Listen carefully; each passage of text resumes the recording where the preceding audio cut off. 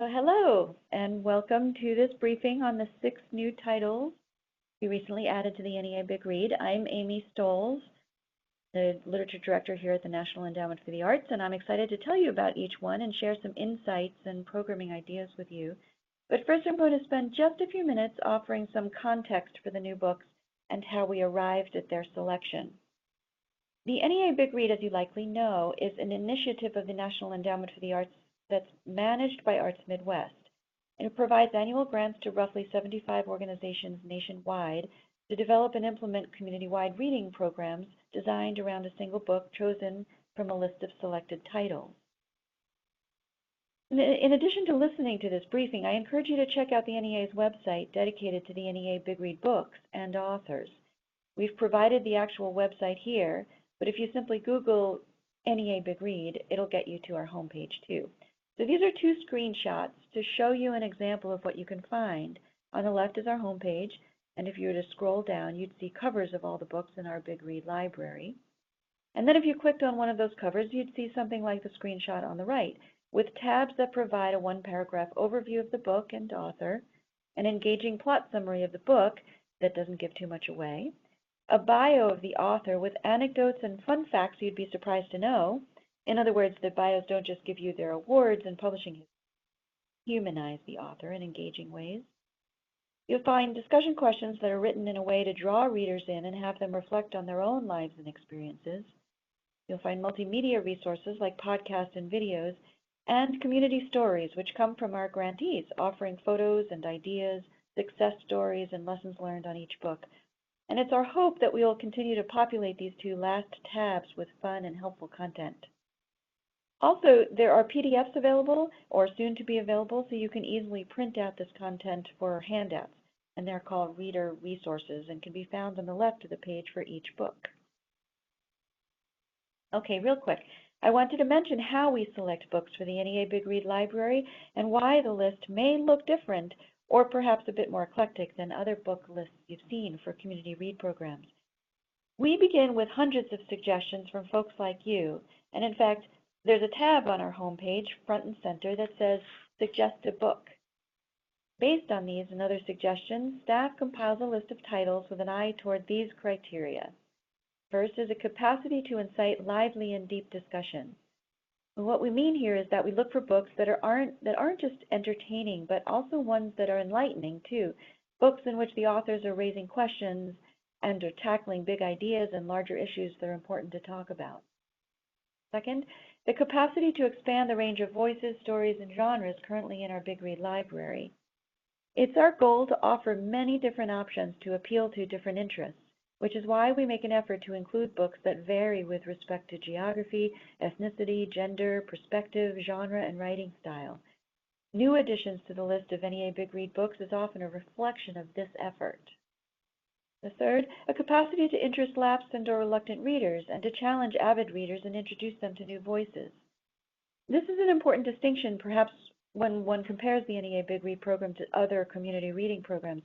In addition to encouraging Americans to read and strengthen their communities, the National Endowment for the Arts provides opportunities for Americans to discover and enjoy or be moved by new books, or to read books that are outside of what they might usually read.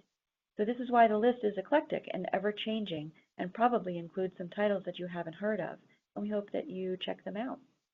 And the 4th bullet is capacity to inspire innovative programming for communities. Again, there are lots of great books out there, but not all of them necessarily do this. And I'll also say here, in addition to these criteria, that the National Endowment for the Arts is a national agency serving Americans and American artists. So to that end, we prioritize American authors and translators on our list. And while this isn't by any means necessary, we do find it helpful when the authors of the books we select are interested in visiting communities and are good with audiences and are easy to work with. So once we have a long list of titles, we bring in an outside reading committee that may include, for example, former Big Read grantees, librarians, booksellers, book critics, literary presenters, and general readers, and they make their recommendations to staff. An ideal committee is diverse in its aesthetic taste and experience. It represents both urban and rural environments and anything in between, and it understands that this is a big country and that that the NEA Big Read Library needs to reflect that in its range of voices and genres and themes. So to put the new books in context, our library currently includes these 32 titles, 26 of which are not new to the NEA Big Read. See them here, the 26 books, that is. So a couple points to make here. You're not more likely to get a grant if you choose one of the new titles and not one of these. We stand by the whole library. We're proud of it. If we kept a book on, we're serious about encouraging you to check it out and choose it if you so wish. The review criteria, the book they make sense. The book has to make sense with your community, so the criteria stands. And if you applied last year and at that time passed over titles that were unfamiliar to you, we encourage you to take another look at them this year. There may be some themes that have become relevant for your community, or it might be that other communities have programmed around a book that now gives you some ideas for how to go about programming it, ideas that you can find under our tab marked Community Stories. Our library includes several books that have won Alex Awards through the Young Adult Library Services Association, which are given to books written for adults to include high schools, adults, but that have special appeal to young adults, and which I mentioned in case you'd like to include high schools in your programming. And they include Celeste Ng's Everything I Never Told You, Louise Erdrich's The Roundhouse, and Julie Otsuka's When the Emperor Was Divine. Lastly, we brought back two specific titles from our archive, Fahrenheit 451 by Ray Bradbury, in the middle row to the left, and Our Town by Thornton Wilder, the middle row on the right. For Fahrenheit 451, we had heard there was a new film being released of the book, which I believe came out this year, so we thought it was timely to bring that back. And because we're interested in different genres and didn't have a play on our list, we brought back Our Town and added a discussion question about the experience of reading a play as opposed to seeing it on the stage or encountering the story as a novel. And so, ta-da! Here are the 6 titles that were recently added to our NEA Big Read Library in an attempt to make the list even more diverse, reflective of themes that might resonate with audiences today. And among them are 2 novels, 2 poetry collections, 1 memoir, and 1 creative nonfiction book. We're really excited to work with these authors, as I can tell you that I do know most of them, and all of them are super friendly and engaging and wonderful with audiences. And before I dive in, I just want to draw your attention to a blog post that you can find on our website that went up on October 22nd, the day we announced these 6 new books. I mentioned that we have an outside reading committee to help us choose the books to be added. We asked this year's committee if there was a book that they hadn't heard of but wouldn't have read on their own for one reason or another, that they're now glad they read, and if one or more of the books left them with new insights about a particular theme or subject matter. And 6 of our committee members offered answers, and you can find that blog post here. Okay, now for the book. Beginning with In the Heart of the Sea by Nathaniel Philbrick. This is the true story that inspired Herman Melville's Moby Dick, about the crew of the 19th century whale ship Essex that got rammed and shattered by one of the largest whales anyone had ever seen, the whaler's subsequent harrowing fight for survival on the open seas. Sebastian Junger, author of The Perfect Storm, called this book, quote, one of the most chilling books I have ever read. And if you've read or seen The Perfect Storm, that's saying something. This book has won an Alex Award, so it has that stamp of approval for high school students. And Nate Philbrick is a really nice, interesting guy. He loves sailing. He's written several books on American history. And we added this to the list in part to show how a contemporary book can tie into a classic. So there's lots of programming opportunities that can harken back to Moby Dick. But also, this was a big story back in the day, as big as the sinking of the Titanic, just not as well known. So this can spark discussions of this lesser-known event in our country's history. And our discussion questions help to relate the story to the issues of today, asking questions like, what makes a good leader and what makes a hero? Next is Advice from the Lights by Stephanie, previously Stephen Burt. This is a book about identity, and we know so many of us struggle with who we are and who we want to be, particularly in early adulthood. And in this collection of relatable poems, Stephanie explores the struggles and questions that can arise, in her case, from an assigned gender identity that doesn't feel right, described through the lens of, among other things, inanimate objects, talking animals, and 1980s pop culture. So opening the book is like opening a time capsule from a 1980s American childhood. On any given page, you might find a kid wishing to be Spock from Star Trek, playing Pac-Man, mini-golf, or Atari, wearing Doc Martens, or being broken up with over a cordless phone. Underlying all this, though, is a kid struggling to fit in. This is the last collection that Stephanie published as Stephen. She's a friendly, really friendly, inviting person, easy to be around. And to see this for yourself, I'd recommend checking out her TED Talk a few years ago called Why People Need Poetry, that's been viewed over 1 million times.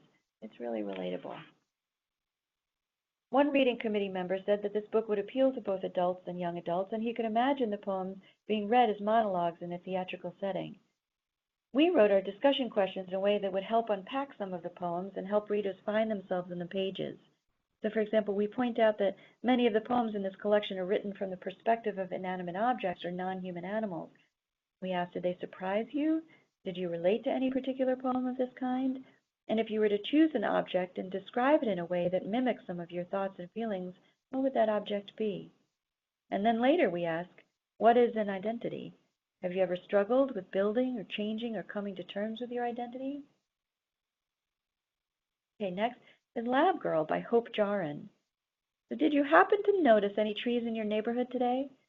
Well, read this memoir, and I guarantee you'll not only stop and notice the first tree you encounter, but you'll find it to be one of the most fascinating things you've seen all year. Hope is a geobiologist from rural Minnesota with some serious literary chops. This is her best-selling story of friendship, of battling bipolar disorder, of the obstacles and triumphs of a female scientist. She's an absolute inspiration to budding scientists everywhere, and I think communities interested in STEM are going to love this. It's a great book for schools and building new relationships with science departments and science-related organizations. One reading committee member thought it'd be a perfect selection for a partnership with Boys and Girls Clubs, the YMCA, and high schools. One could see tree planting activities and nature walks as part of the programming for this book, and maybe even tours of local science labs. Hope currently lives in Oslo, and this book is wildly popular internationally, so getting her to visit might be a challenge, though it doesn't hurt to ask. Or you can always suggest a Skype visit. Okay, The Paperbark Shoe by Goldie Goldblum. This novel is our wild card. As we know, a lot of you may not have heard of it. But again, this program is about, among other things, discovering new books and voices. And this book we think is really worth checking out. It's set during World War II in the Australian bush and is based on the true history of Italian prisoners of war who were sent there to work the farms. Goldie's story is narrated, often unreliably, by a woman with albinism whose secrets and desires upend her family's isolated lives. The novel offers all sorts of programming opportunities related to Australia, World War II, and about storytelling and secrets, but mostly about farming in an extremely remote and sometimes hostile environment weather-wise. There are also tie-ins to sewing and music and opera, as Jin, the main character, plays piano, and she and one of the Italian POWs make their own clothes and shoes from the paperbark tree, where the title comes from.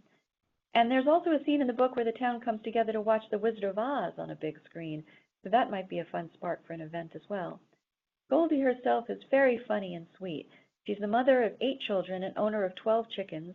She lives in Chicago in a house that she practically designed and built single-handedly, but she grew up in Western Australia, so she's very familiar with rural farming.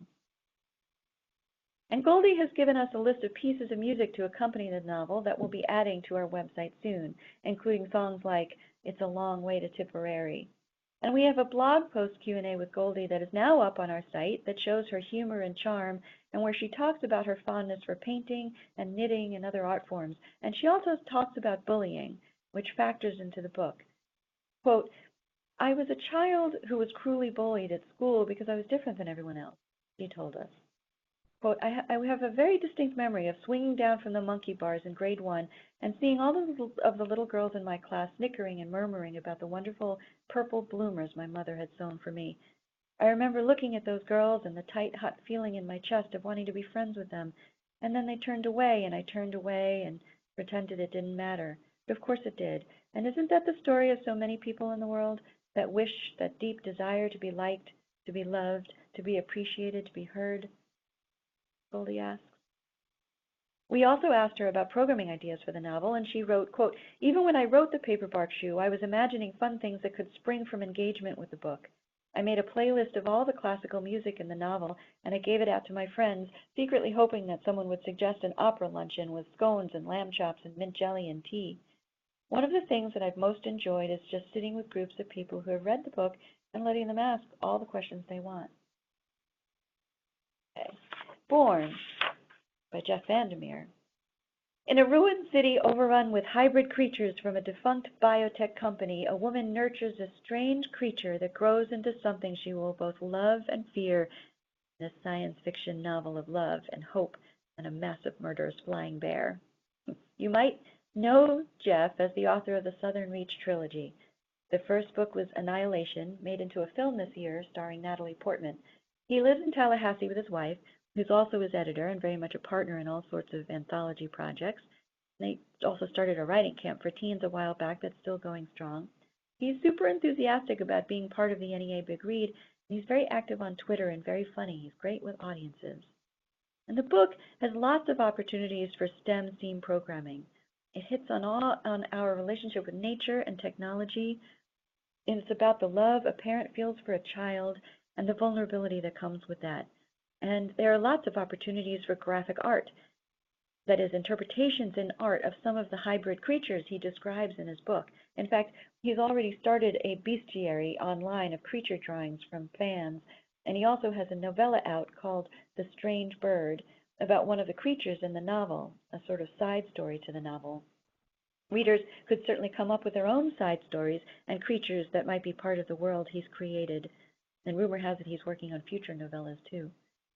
One of our reading committee members commented that he thought this book could be programmed around Earth Day, around nature festivals, in partnerships with zoos and botanical gardens, and that it would have a wide appeal, but particularly to millennials. And last, but certainly not least, is Hustle by David Tomas Martinez. The reading committee unanimously felt that this collection of poetry was so accessible it could really attract readers who don't naturally gravitate to poetry, and appeal to various age groups, particularly high school students, and particularly boys who are struggling with what it means to be a man. The collection stems from the littered freeways and backyards of a San Diego childhood and shows us a young man negotiating life at the brink of manhood. David does a deep dive into his activity in a gang, his complex family life, and eventually his discovery of poetry. And it ends with hope. This is material you don't usually see in poetry. And that cover was designed specifically for the book by his own personal tattoo artist. The collection is published by Saraband Books in Louisville, Kentucky, one of our publishing grantees. And David is an NEA Creative Writing Fellow and very funny and engaging. You can hear that on a great podcast that the NEA's media producer, Joe Reed, just did with him, now up on our website. I'd like to play a short clip for you. It's only 2 minutes, so you can hear his voice and also know the kind of offerings we have on our website. Listen, I like to cook everything, but like Mexican food is my favorite. Like that's my favorite, and like I feel very in tune with the ancestors when I'm making tortillas. I feel like when I write poems that I'm part of the tradition.